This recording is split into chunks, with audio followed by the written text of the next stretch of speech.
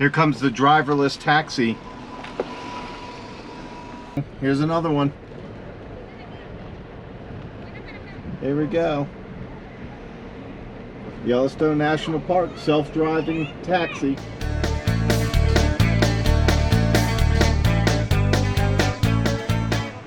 We made a quick stop here at Lookout Point. This is the Grand Canyon of Yellowstone. Look at this, Lookout Point here. See that river all the way down there?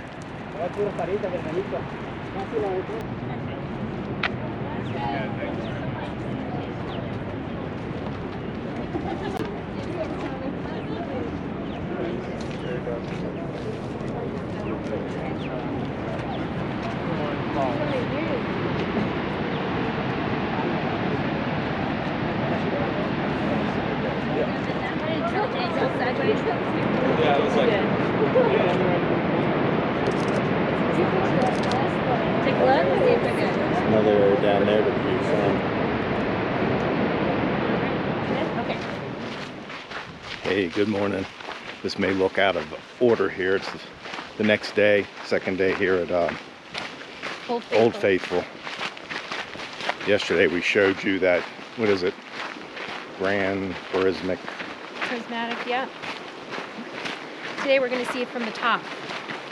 We didn't make it to the top because you actually have to enter through Fairy Falls. Yeah. Fairy Falls parking area to get to the top. So we didn't want to backtrack, plus a lot of traffic. So we're heading there today, but you can see. First day of rain. First day of rain. Only day of rain. Only day of rain.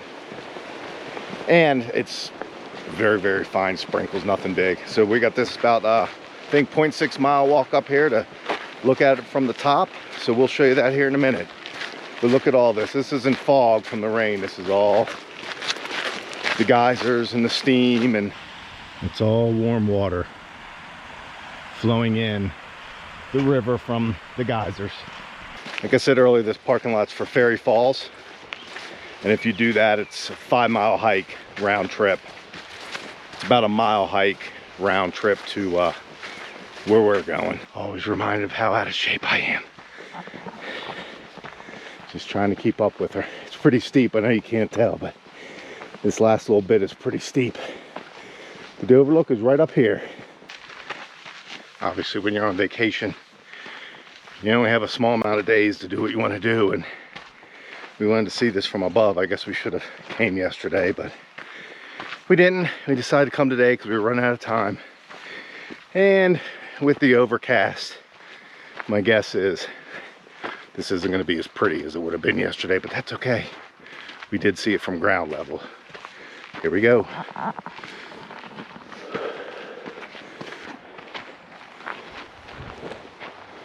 There it is.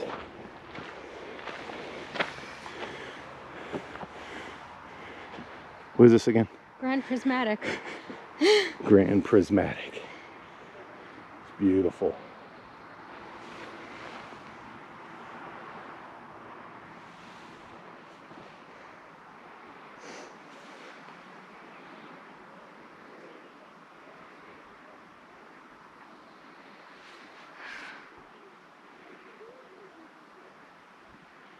We're in that Canyon Village area again, having a cup of coffee.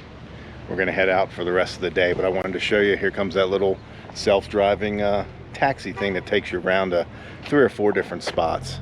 Here it comes. He's coming over to charge.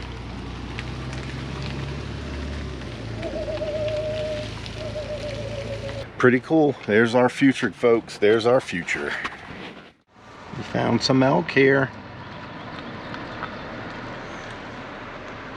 Just grazing. They keep lifting their head up each time a car passes. They are very aware of their surroundings. Just grazing.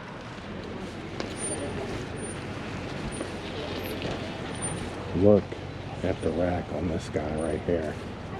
Huh? Is he not beautiful? Good God, that's a huge rack. It's like scratching his head on that tree. Look at him.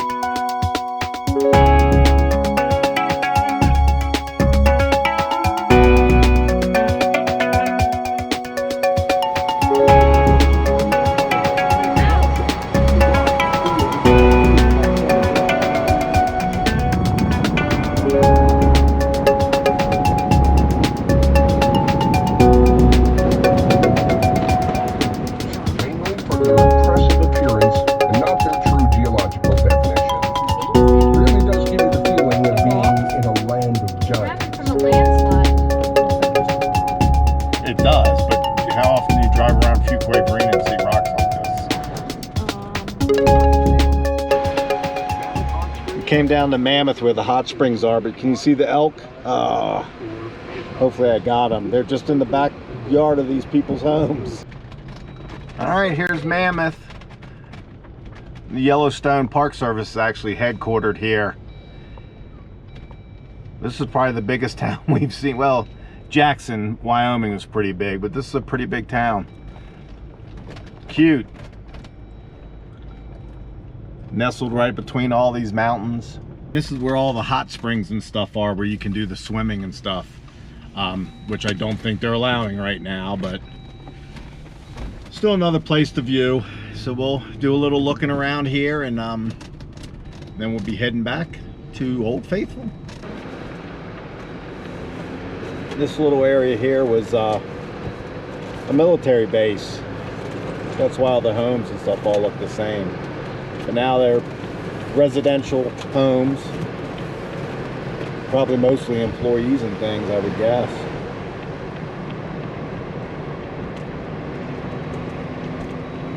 Here's a little bit better view. Just like the Grand Prismatic, this is all different microorganisms that have learned how to thrive in moist heat. Different temperatures, different colors. Isn't that beautiful?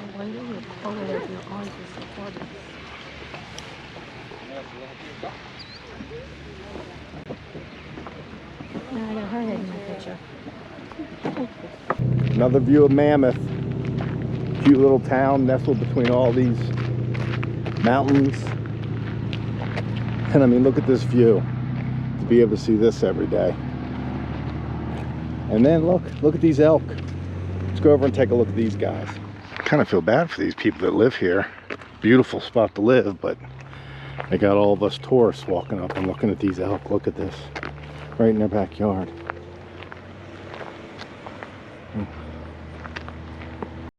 He's out cold there.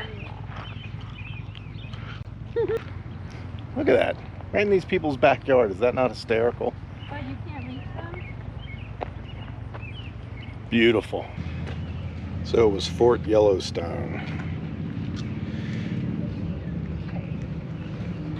Before the National Park Service was started, and you had park rangers and things, they brought the military into Yellowstone to help control things because it was getting a little out of hand in the early 1900s.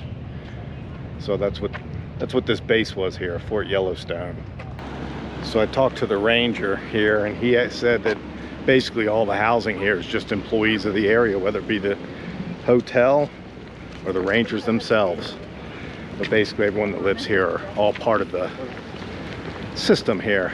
And the superintendent of Yellowstone lives here, and assistant superintendent lives in these nice looking mansions back there. Here's the town from above. The town of Mammoth. Here's a nice way to take a tour around Yellowstone. That old, looks like 40s truck. I don't know if it's modified to be that long, but it's pretty cool. And there's a little campground right outside of Mammoth. Look at that. Look at the view you get if you camp there. Decided to hit Gardiner, Montana, just to kind of look around a little bit. But certainly looks like an old western town. There's the K-bar. Look at that. Pretty cool. Not sure there's much to see here, but it is a cute little town. And we're right here at the entrance back to the park. We're actually in Montana now. Interesting and comfortable journey ahead. Gardiner, Montana. They've got some really cool architecture in this town. I mean, that's just that corrugated steel, and they've made the house out of it. It is a really nice looking town. I mean, I guess I would say a small town, except for the fact it's a lot bigger than any other town we've been in since we've been here. And like I said, where I told you, this is where the guy at Silvergate said we had to stop to get anything before we head to our area. There's restaurants and cafes and bars, and I mean, look at this Park Hotel.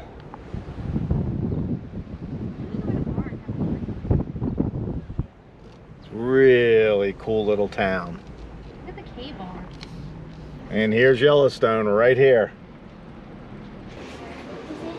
Wall drug, last year's vacation. We're gonna go in the store, buddy. All right. Yeah, I like those. Do you like Maybe they're happy they're 83 miles from a Walmart. I would be. What a cool, almost like an old west kind of town. Look at it. And like I said, right outside of Yellowstone there. Oh, it's getting windy now. Look at these storefronts. Huh?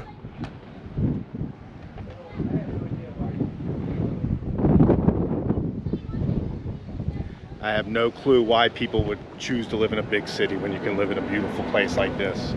It's about 70 degrees and breezy in the middle of July, or beginning of July anyway. Well, we're back from our little day trip. It's evening, we're gonna go grab something to eat. Sorry, once again, just walked up some hills and tired, walked up from the cabin. We're gonna hit the lodge for some food, maybe take it out to some of these other geysers here at Old Faithful. There's actually a few others that you can go and see, so we're gonna do that. So there's Old Faithful there, and truthfully, I mean, it was neat. I ended up not getting it on camera because it was late the time we were there. We ended up seeing it another time, but really I enjoyed a lot of the other geysers and things better, didn't you? Yeah. Like seeing the mud pots and the steam things, and The Grand Canyon of Yellowstone. yeah, the Grand Canyon of Yellowstone was beautiful. That big waterfall we saw was beautiful, and the pool that I keep forgetting. The Grand Prismatic. Grand Prismatic. So yeah, this for whatever reason is the big pool, and you'll see millions of people out there, but I actually enjoyed a lot of the other stuff. But we are going to walk down because there's several geysers here at Old Faithful.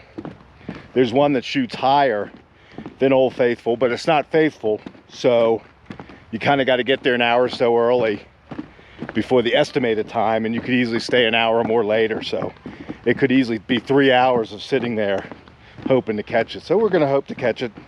It's supposed to hit about 9 o'clock. So if we catch it, you're going to see that. But if we don't, either way, we're going to end it here.